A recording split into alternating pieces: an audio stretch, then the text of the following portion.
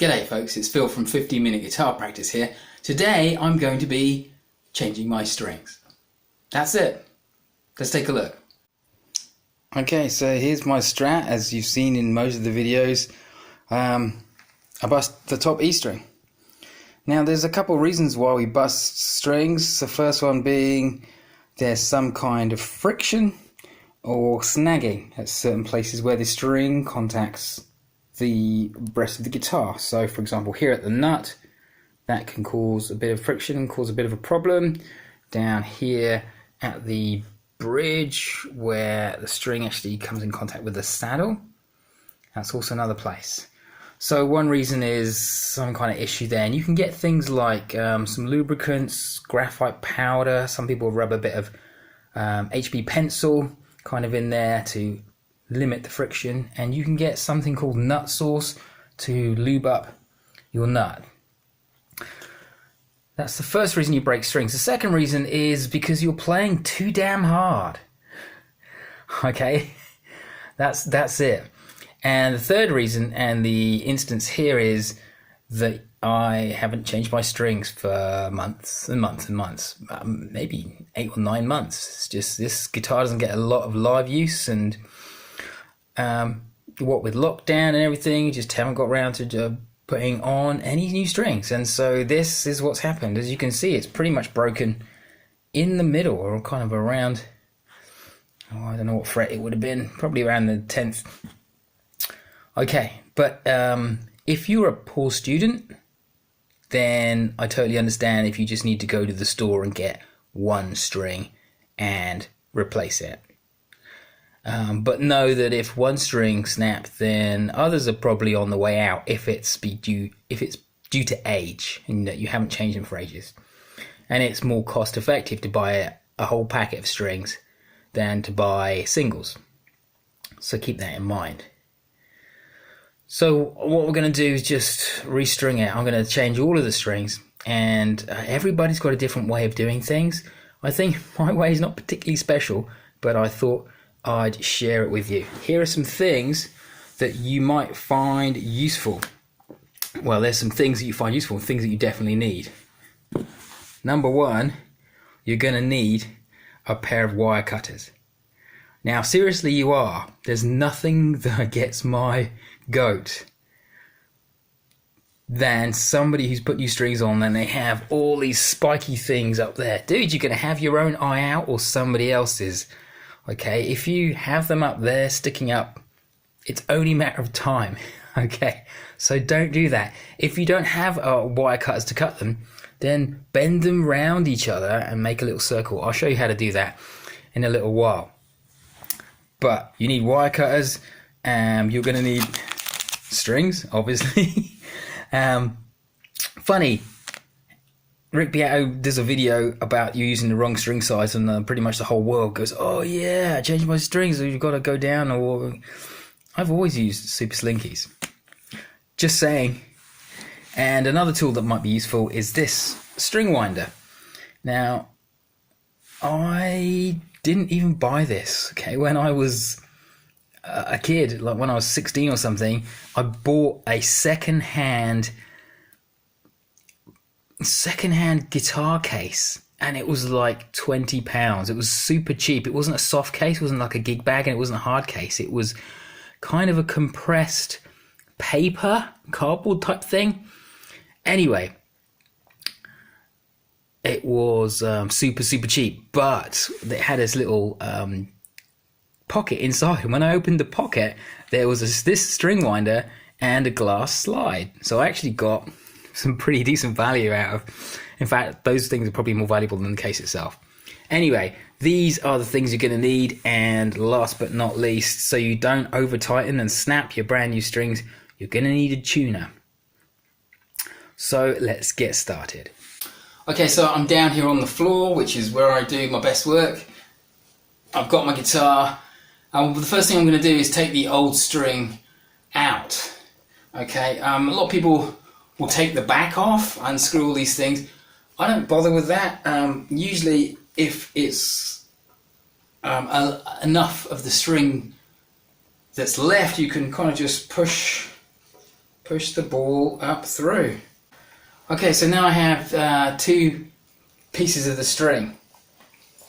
Now I'm going to keep them because what I like to do is use the existing string length to roughly help me put the new string on, cut it to length so I don't have too many windings.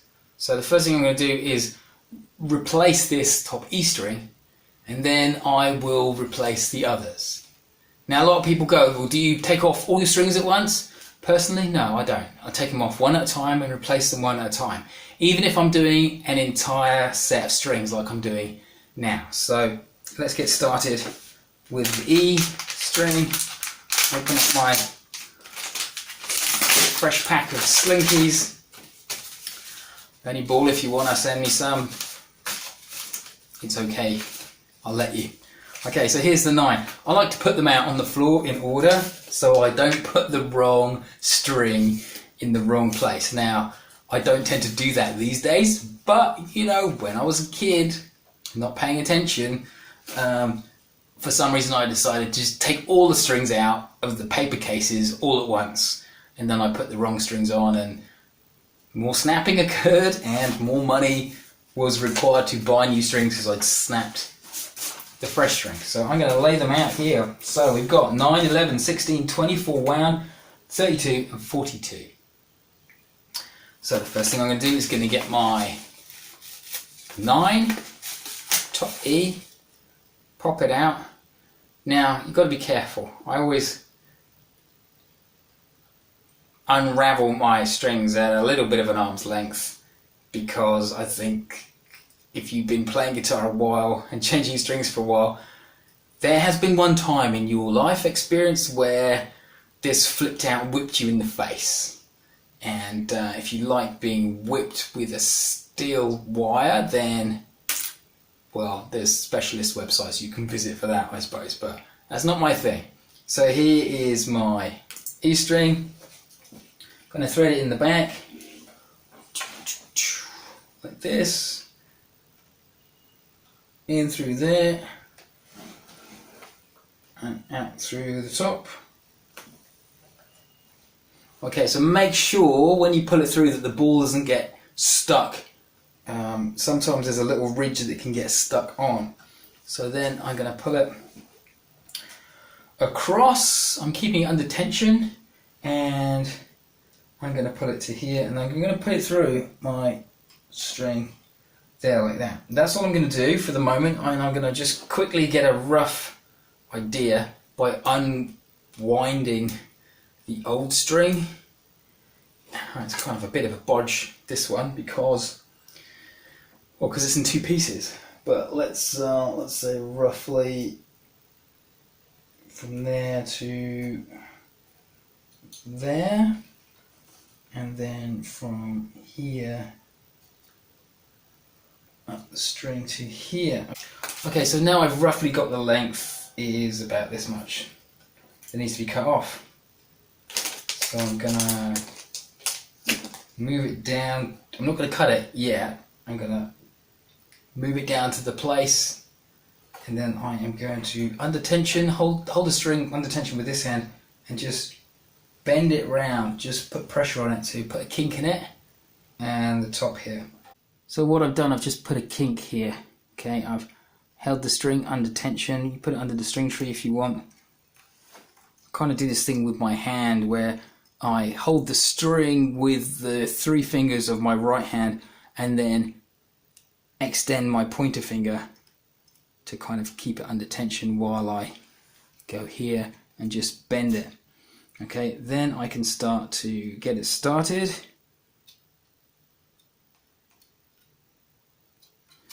I just like to start it off first, and then we can use our string winder to do the rest. Okay, I'm going to put it back under the string tree again, and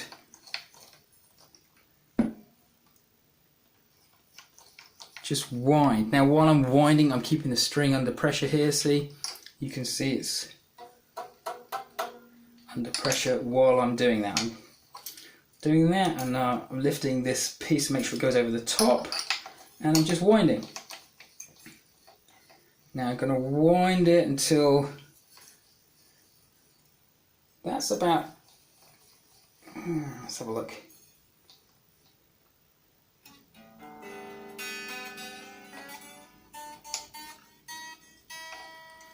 Okay, so that new string is now on, and it's exactly 4 windings. If you look there, don't know if you can see, probably too close, but there's 4 windings around the string. That's nice and neat. Okay, now I haven't tuned it up. What I've done is just use the existing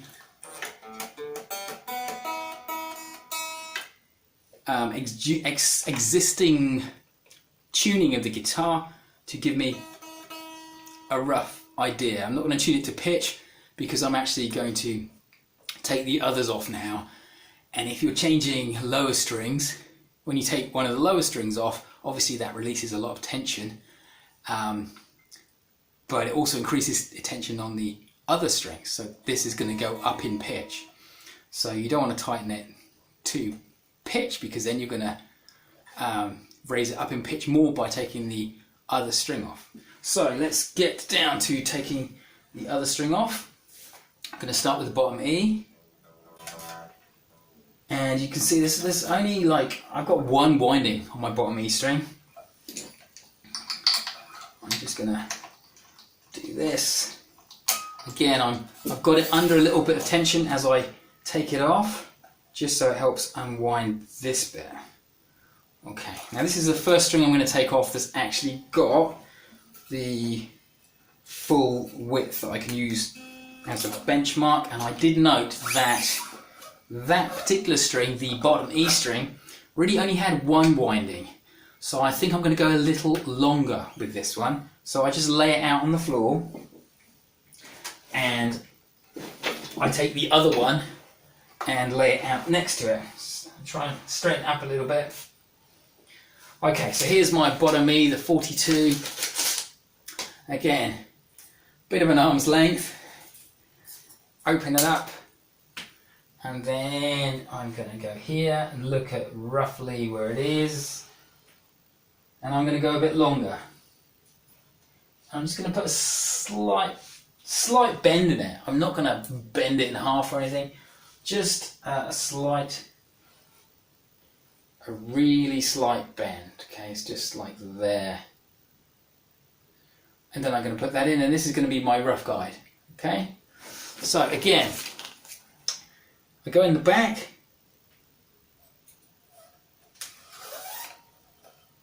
through the front. Okay, I'll make sure that the ball is all the way up to where it needs to be, and then I take it over the top, rest it on my knees, make sure that the tuning peg has the hole facing the same direction as the string, so I can just slide it in. Okay, so now here's my little kink. I'm gonna basically do the same thing I did, which was put an extra kink in it here now, and there you can see I put like a 90-degree kink in it. Okay, so now I'm going to start winding and try and keep this under a little bit of tension as I wind. So here's my E string hand skills. Okay, I'm not using the pointy finger and the fingers. Now I'm using this kind of grip where I grab the string with these fingers and I push down with my thumb to kind of hold it under tension while I turn it. Okay, so I'm just going to turn it. Now I need to make sure that this end of the string goes over the top. Okay. And this is all I do. A lot of people will do like back turns and lock stuff, and it's really clever. But honestly, I've never done that, and I've never had any problems. Not to say that problems don't exist, I'm just saying I guess I've been lucky. But this is how I've always done my strings, and this is, I guess, how I'll continue to do them. Yeah, that's looking good. Now I'm going to push it down a little bit here. So that one still goes over the top, but the second winding goes underneath, below the first winding, and then I'm going to carry on. So once it's kind of taken, okay, man, that's again exactly 3 windings there. I probably wouldn't have gone as much as 3, probably 2's fine, because what happens with your E string is it's the one that stretches the most, okay? So when you get it in pitch, it slackens off and you stretch them, and so you're going to add more windings. So probably 2's good because you can add probably another one on there. But there's still plenty of space on the tuning peg to accommodate at least another 2 or 3 more windings. It's just, I guess I'm used to maybe 2 or 3 windings. Okay, so let me, okay, I haven't tuned this to pitch, all right, but I'm going to now.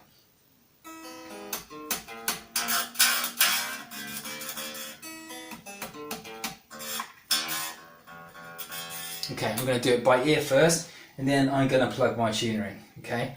But here's the thing I was talking about. Let me grab the camera. Now, I grabbed the camera to say, if you're one of those people who don't ever cut your strings and you leave them flicking up dangerously for the whole world to take an eye out with, this is what I suggest you do, okay? If you don't have a pair of wire cutters, then just do this. Make a circle and put the end of the string through the middle of the circle. Okay? So you end up with at least something tidy that's not going to blind somebody, all right? And you'll notice that this is exactly the manner in which your strings arrive in these paper packets. So they're wound around each other and they're kind of put through. So that's a really neat and tidy way to have your strings safe if you don't have one of these. And also, I tend to do this anyway before I cut them, just so I don't puncture myself while I'm putting on the rest of the strings. Okay, so back to this. Now I've put the E string on, I'm getting the tuner ready. Plugging the tuner in, check. Okay, so this is where I am now. It's roughly in tune.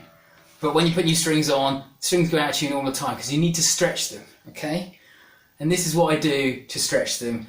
You literally pull at them, okay? I pick up the string, and I'll do a close-up in a sec. But I pick up the string and I pull it away from the fretboard. Now you have to be careful because each string requires a different amount of strength to stretch it and pull it. And it only comes kind of with experience, that otherwise you just yank your strings and you end up snapping more. So this is what I do. I basically pull it away from the string, and then you can hear how massively out of tune that is. So turn my tuner on again.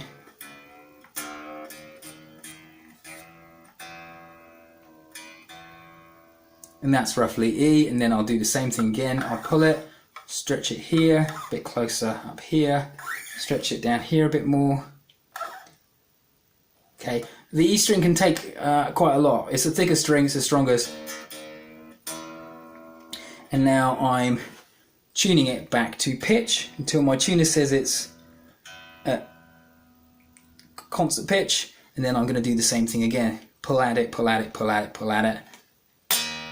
And you can see it's gone down, at least a semitone there. And then I just keep doing this for all the strings, okay? I keep pulling at them and retuning until all the kind of give and elasticity has gone from the string. Okay, so that one's pretty much done now, so I'm going to move on to the rest. I won't bore you with watching me change all the other strings, but once I've changed all the other strings and I've stretched them and they no longer go out of tune when I put them on, they will continue to go out of tune because they need playing in. They need 3 or 4 days of you kind of going, doing some crazy bends, and then rechecking. So I'm just going to put the rest of the strings on. I'm going to do exactly the same thing I did with that bottom E string. Number one, I measured the old string against the new string, and so I put a very small kink in it to give me a clue about where it should be on the tuning peg and where I'm going to cut it. I put the string in and then I keep it under tension as I wind it. Okay, when it's up to approximate pitch, then I stretch the string by pulling it away from the fretboard, maybe even doing some big bends, however you want to do it. But obviously you can be more aggressive with the E string and you get kind of less aggressive and pull less vigorously and less strongly as you go up through the gauges because they get thinner and thinner.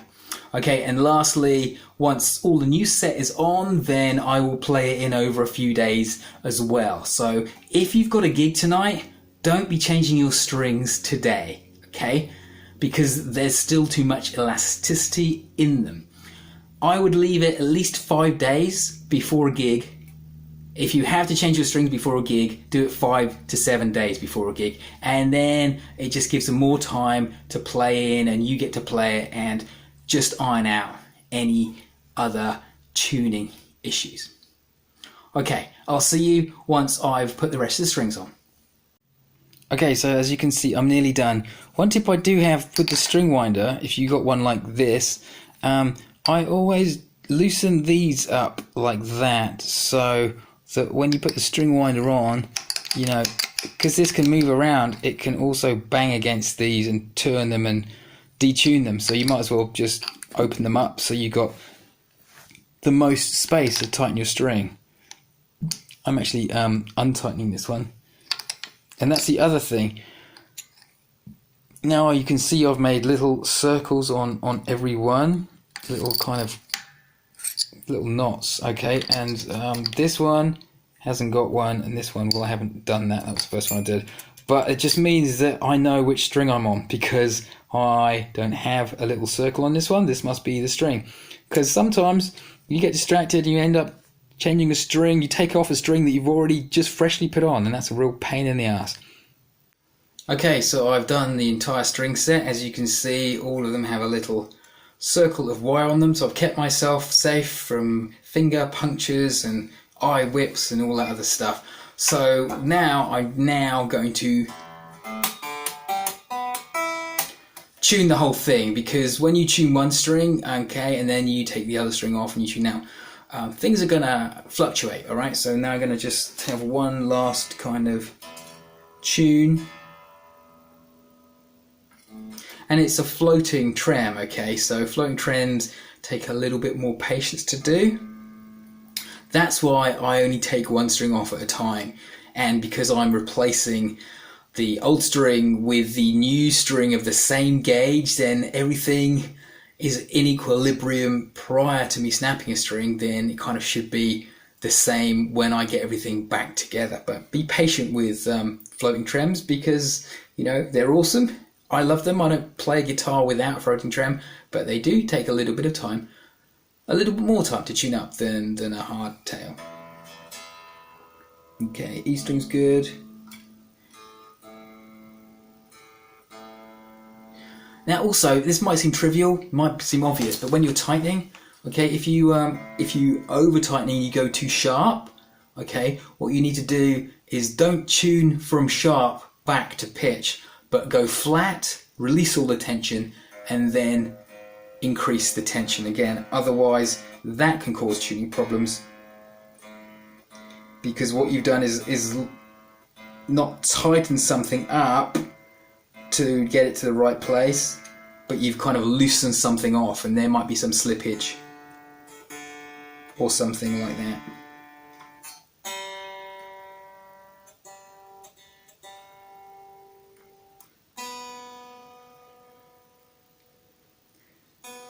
I usually let my G string be slightly flat when I tune it, just because Paul David said so. No, that's because it seems to be something I need to do on my Strat for it to sound right to my ear. You know, there's a difference between it being sounding right for your ear and being absolutely digitally mathematically correct on a tuner. The digitally mathematically correct tends to be less good than how it sounds with the ear. Okay, so that's me all tuned up. Now, important next steps. Now I'm tuned up, I'm going to cut these, okay, so it's all neat and tidy, and I'm going to tidy up the strings that are still on my floor. This is what I do. It might be a little bit OCD, I don't know, but I basically take the new string packet and take the old string. Here is the thickest bottom E string, and I wind it up and I do the little put it through so it's like it came from the shop, kind of, and then I put the 42 back in the 42 packet. Then I put it over there. I take the 32 and I do the same. Whip it up and put it in there. Okay, this is the 32 packet. Now, honestly, I don't know why I do this. It just seems the tidy thing to do. The 24 wound. But the important thing, I think, really, is that you put them in some kind of receptacle, like the paper casing that the new string came in, to protect people who are going to handle the bin bag, like the refuse guy. When he comes to take your rubbish away, you don't want him sticking his hand with the edge of your string. So this is why I do this, I think. And then I can put them all together.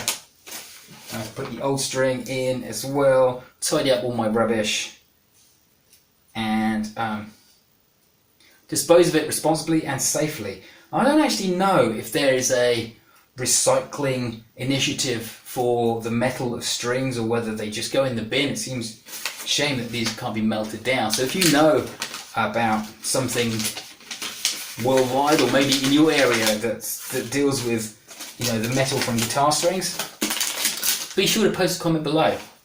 Okay, so I've got my rubbish from the packaging and all this. Oh, and last bit. Also, if you break strings and you can't find the ball, like you go to change the string and the ball is not in the saddle or in the back of the bridge, then it's dropped out on the floor somewhere and you need to find it in case a pet or a small child or maybe the sole of your bare foot finds it, steps on it and injures themselves, okay? It's a nasty business. There's all my rubbish, it's going in the bin. That's me tidied up. I forgot to mention, I take these little snippets off the end and I also put those in the paper packets and put that in the rubbish. Okay, here's the Strat, restrung, ready to go. Almost. Don't forget, I'm going to be spending the next couple of days just playing it in. So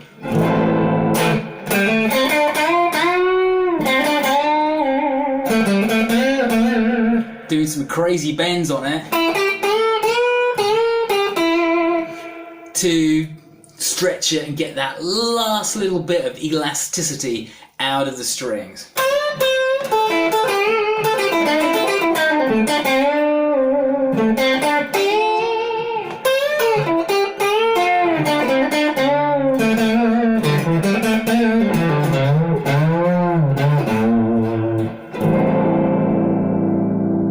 Not bad, it's still almost in tune. That one's not quite in tune. So back to the tuner and I'll tune it up. I'll play it for like 5-10 minutes, tune it up. And that's how I change my strings. Okay, so I know this was a little bit different to the video you were probably expecting from me. I didn't teach you any licks or any concepts or any theory. I just showed you how I change my strings. Now, like I said, this is not the only way to change strings. You will find lots of videos. Lots of people got some cool tips and tricks, but this is how I changed mine, and I've never had any problems. So keep that in mind. Go and watch some other ones and find one that works for you. But in terms of tuning stability and all of that, this is my method. Alright guys, thank you. This is Phil from 15 Minute Guitar Practice. saying bye for now. Cheers.